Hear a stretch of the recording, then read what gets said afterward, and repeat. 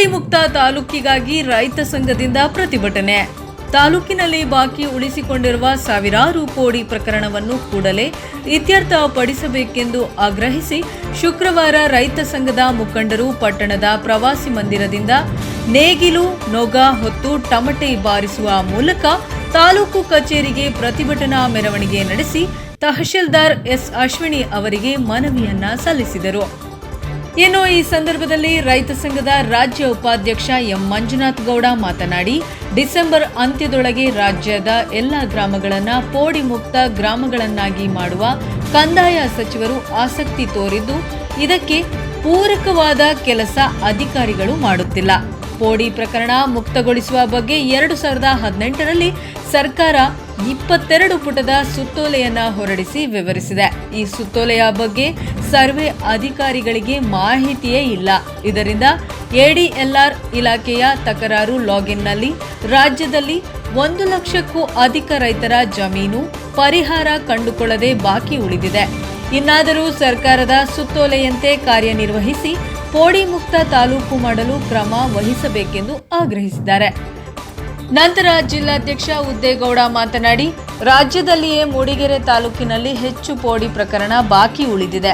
Form number 50 ಮತ್ತು 53ರಲ್ಲಿ ಅರ್ಜಿ ಸಲ್ಲಿಸಿದ ರೈತರ ಜಮೀನಿನ ಪೋಡಿ ಪ್ರಕರಣ ಕೂಡಲೇ ಇತ್ಯರ್ಥಪಡಿಸಬೇಕು. ಆದಿವಾಸಿ ರೈತರನ್ನ ಒಕ್ಕಲೆಬ್ಬಿಸಬಾರದು. ಪೋಡಿ ಪ್ರಕರಣದ ಬಗ್ಗೆ ಎಡಿಎಲ್ಆರ್ ಅಧಿಕಾರಿ ಸ್ಥಳಕ್ಕೆ ಆಗಮಿಸಿ ರೈತರ ಪ್ರಶ್ನೆಗಳಿಗೆ ಉತ್ತರ ನೀಡಬೇಕೆಂದು ಒತ್ತಾಯಿಸಿದರು. ಇನ್ನು ಬಿಜೆಪಿ ಮುಖಂಡ ದೀಪಕ್ ದೊಡ್ಡಯ್ಯ ಮಾತನಾಡಿ, ಎಲ್ಲ ಬಗೆಯ ಅನುಮಾನ ದೋಷ ನಿವಾರಿಸಲು ಸರ್ಕಾರದ ಸುತ್ತೋಲೆಯಲ್ಲಿಯೇ ಉತ್ತರವಿದೆ. ಆದರೆ ಅಧಿಕಾರಿಗಳು ಅದನ್ನ ಗಮನಿಸದೆ ಮನಸ್ಸಿಗೆ ಬಂದಂತೆ ಕೆಲಸ ಮಾಡುವುದು ನಿಯಮ ಬಾಹಿರ. ಕೆಲಸ ಮಾಡಲು ಬಾರದಿದ್ದರೆ ವಿಆರ್ಎಸ್ ಪಡೆದು ಮನೆಗೆ ಹೋಗಿ ಅದನ್ನು ಬಿಟ್ಟು ರೈತರಿಗೆ ತೊಂದರೆ ಕೊಡುವುದು ಸಹಿಸುವುದಿಲ್ಲ. ಕೆಲಸಕ್ಕೆ ಬಾರದ ಅಧಿಕಾರಿಗಳ ವಿರುದ್ಧ ಸರ್ಕಾರ ಕ್ರಮ ಕೈಗೊಳ್ಳಬೇಕೆಂದು ಆಗ್ರಹಿಸಿದರು. ನಂತರ ತಹಸೀಲ್ದಾರ್ ಎಸ್ ಅಶ್ವಿನಿ ಮನವಿಯನ್ನ ಸ್ವೀಕರಿಸಿ ಮಾತನಾಡಿ, ಈ ಸಮಸ್ಯೆ ಶೀಘ್ರದಲ್ಲೇ ಪರಿಹರಿಸಲಾಗುವುದು ಎಂದು ಭರವಸೆಯನ್ನ ನೀಡಿದ್ದಾರೆ. ರೈತ ಸಂಘದ ತಾಲೂಕು ಅಧ್ಯಕ್ಷ ಮಟ್ಟಸ್ವಾಮಿಗೌಡ, ಮುಖಂಡರಾದ ವನಶ್ರೀಗೌಡ, ಚಂದ್ರೇಗೌಡ ಕುಂದೂರು, ಎನ್ಎಲ್ ಸುಂದರೇಶ್, ಮೀನಾಕ್ಷಮ್ಮ, ಜಯರಾಮ್ ಗೌಡ ಅಬಚೂರು ಮತ್ತಿತರರು ಉಪಸ್ಥಿತರಿದ್ದರು. ವರದಿ ಪ್ರಕಾಶ್ ಬಕ್ಕಿ, ಪ್ರಜಾ ಪವರ್ ಟಿವಿ, ಮೂಡಿಗೆರೆ. ಪ್ರತಿಭಟನಾ ಸಭೆಯನ್ನು ಪ್ರಾರಂಭ ಮಾಡಿದ್ದೇವೆ. ಇದು ಬಹುಶಃ ಕರ್ನಾಟಕದಲ್ಲಿ 1 ಲಕ್ಷ ಜನ ರೈತರ ಪೋಡಿ ತಕರಾರಿನ ಬಗ್ಗೆ ನಾವು ಇವತ್ತು ಇಲ್ಲಿ ಸೇರಿದ್ದೇವೆ. ನೋಡಿ, ಮೂಡಿಗೆರೆ ತಾಲೂಕಿನಲ್ಲಿ ನಮ್ಮ ಎಡಿಎಲ್ಆರ್ ಅವರು ಒಂದು ಸರ್ವೆ ನಂಬರನ್ನು ಪೋಡಿ ಮಾಡಬೇಕಾದ್ರೆ ಈ ನಕ್ಷೆಯನ್ನು ತಯಾರಿಸಿದ್ದಾರೆ. ಇದು ಸಂಪೂರ್ಣವಾಗಿ ಈ ನಕ್ಷೆಯನ್ನು ತಯಾರಿಸಬೇಕಾದ್ರೆ ಅವರು ಏನು ಇದರಲ್ಲಿ ಇರ್ತಕ್ಕಂಥ ಒಂದು ಸರ್ಕಾರ ಒಂದು ಸರ್ಕ್ಯುಲರ್ ಕೊಟ್ಟಿದೆ, ಸುತ್ತೋಲೆ ಕೊಟ್ಟಿದೆ. ಈ ಸುತ್ತೋಲೆಯನ್ನು ಗಮನಿಸಿದರೆ ಈ ನಕ್ಷೆಯನ್ನು ತಯಾರು ಮಾಡಲಿಕ್ಕೆ ಆಗ್ತಿಲ್ಲ.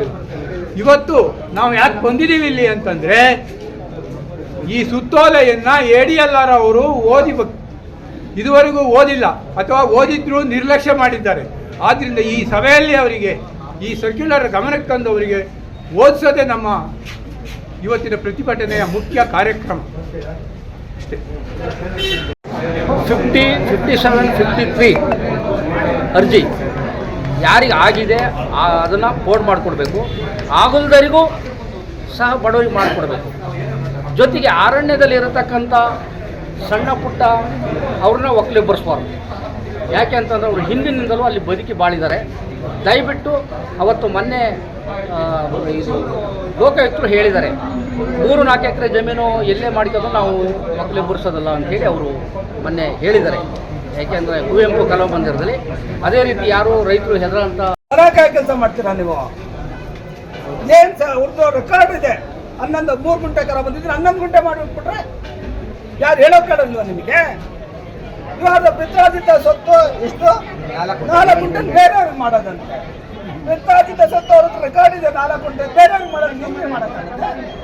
ನಿಮ್ಮನ್ನ ಆಸ್ತಿನ ಬರ್ಕೊಟ್ಬಿಡ್ತೀರಾ?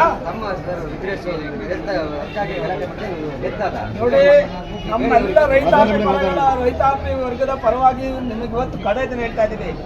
ಹಿಂಗೆ ಮುಂದುವರೆದು ಆಫೀಸ್ ಹೋಗ್ತೇವೆ ನಾವೆಲ್ಲ.